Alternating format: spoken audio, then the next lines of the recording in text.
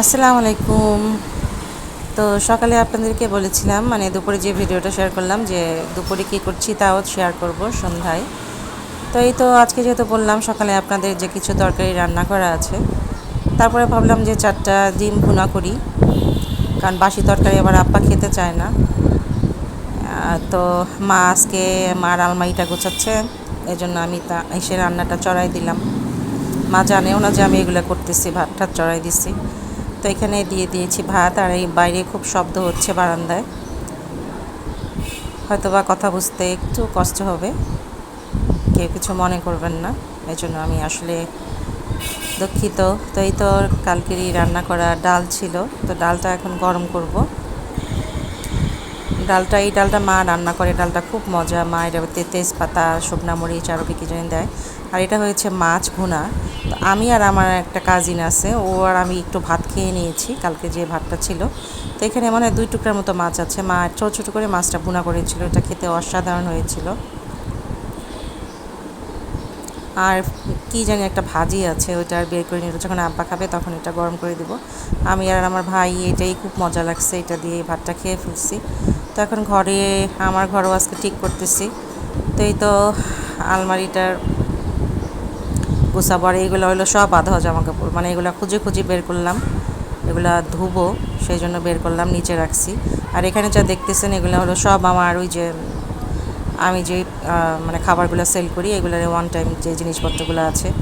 আর এখানে এগুলা স্ট্যান্ডগুলো আমি অন্য রুমে ছিল, যেহেতু আমরা বাসা চেঞ্জ করেছি, নতুন বাসায় কদিন গেস্ট ছিল, অসুখ বিসুখ আসলে ঠিক করা হয়নি। এই কোনো রকমভাবে শুধু আমার শাড়ি জামা কাপড়গুলো রেখে দিচ্ছি, এখানে ওইভাবে আর রাখা হয়নি, কারণ হ্যাঙ্গারগুলো বের করা হয়নি, আজকে বের করেছে। তো ওগুলোতে কিছু শাড়ি এখানে রাখবো। তো এটা দুই পাশে এরকম হ্যাঙ্গার, মাঝখানে হলো আপনার এরকম তাক তাক করা। তো এখানে আমার পেটিকোট আর ব্লাউজগুলো এখানে রেখেছি, আরও কিছু আছে নিচে। এই তো এইগুলা গুছাতে গুছাতে আজকে পুরাটা দিন চলে যাবে। আর বিছনার উপরটা দেখাচ্ছে যে এগুলাও সব ধোয়া, এগুলো এখন সব ভাঁজ করে আলমারিতে ঢুকাবো। আর একদিন যেহেতু গেস্ট ছিল, তো এই বালিশ বিছনা থেকে কমাই ফেলবো, চাদরটা চেঞ্জ করব। মোছামাছি আজকে ঘরের অনেক আছে, তো বালিশের কাবার চাদর চেঞ্জ করে 3টা বালিশ রেখে বাকিগুলো রেখে দিব। আর এই যে আমি বলেছিলাম যে আমার রুমের সাথেও একটা বারান্দা আছে, এই যে এখানে দেখতে পাচ্ছেন যে এই ইটগুলা ভাঙতেছে। তো আমি তো আসার পরে মন খারাপ হয়ে গেছে, আল্লাহ এখানে বাসা উঠতেছে। পরে আব্বা নাকি জিজ্ঞেস করছিল, বললো যে না, এইগুলো ওরা নাকি এগুলো ওরা বিক্রি করে এখানে ভেঙে, এগুলোকে সুট কি বলে মনে হয়। তো এই ইটগুলা ওরা বিক্রি করে। আমি তো যাক, তাহলে বাতাস বাতাস একটু পাওয়া যাবে এখানে। এই 2 সাইডটাই শুধু খালি, আর বাকিগুলা কিন্তু প্লটগুলো আছে। এই জন্যই ভালো লাগছে আমার এই জায়গাটা, যে একটু তো খোলামেলা, একটু আকাশটা দেখা যায় না। পুরা ঢাকা শহর হয়েছে একটা জেলখানা, যদিও ছোটোবেলা থেকে ঢাকায় থাকি, তো থাকতে থাকতে এখন আর ভালো লাগে না, এখন মন চাই গ্রাম, একদম নিরিবিলি নির্জনে গিয়ে থাকি। আগে কোলাহল খুব ভালো লাগতো, এখন আমার একা থাকতে ভালো লাগে। একা থাকতে কি মানুষজন থাকবে, বাট কিছুটা সময় মনে হয় যে একা থাকি, এরকম মনে হয়। আগে যেমন নিজেকে সময় দিতাম না, এখন মনে হয় না, নিজের জন্য একটু সময় আসলেই দেওয়া উচিত। অন্তত একান্তই নিজের জন্য চুপ করে বসে থাকি, শুয়ে থাকি, যেটাই করি। তো এখন দেখা গেছে বেশিরভাগ মাঝে মাঝে একা থাকতে ইচ্ছা করে। তো এই তো আমাদের ডাইনিং রুম, সোফাটা একটু ঝাড়বো, কাপড়গুলো ধোয়া হয়েছে, আমি সেদিন লাগাই দিলাম ব্লেন্ডার ওই যে দেখতে পাচ্ছেন ঢাকনা ঢুকনা, মা সব রুম গুছায় গুছায় এদিকে ফেলতেছে। জুতার একটা এই পাশে ছিল, ওই পাশে নিচ্ছি, আবার আনবো। তো টেবিলের উপরে আজকে আমি কড়াই টড়াই সব উঠাইছি, বলছি আর হাঁড়ি পাতিল নষ্ট করা যাবে না, যে খাবি খা।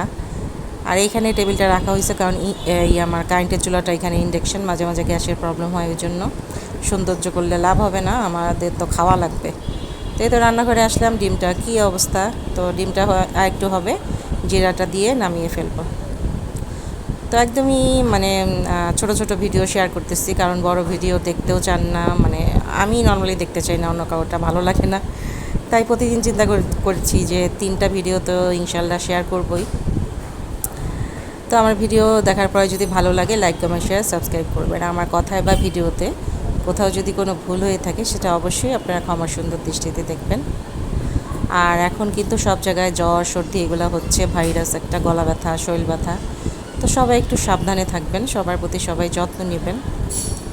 তো ঠিক আছে, আজকে এই তো আমার দুপুরের মেনু, সবাই ভালো থাকেন। আল্লাহ হাফেজ। আসসালামু আলাইকুম।